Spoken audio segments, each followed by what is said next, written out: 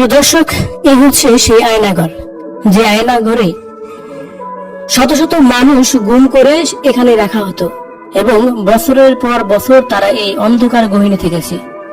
না শুনতে পারছে বাইরের কোনো আজান, বাইরের কোনো শব্দ, না শুনতে পারছে মানুষের কোনো কোলাহল ও পাখির কোনো শব্দ।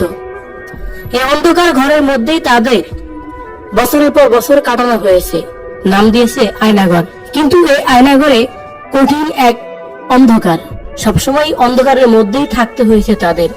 সত্যি এই আয়নাঘর থেকে যারা বেরিয়েছে তাদের বর্ণনাগুলো শুনলে যেন রীতিমতোই গায়ের লোম দাঁড়িয়ে যায়। কতটা কষ্টের মধ্যে দিন পার করতে হয়েছে তাদের।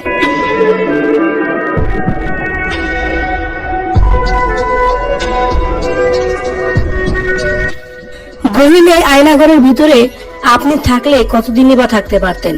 অন্ধকার এই ঘরটি দেখে আপনার কি মনে হচ্ছে যে বাংলাদেশের জেল হাজতে তো এমন নেই?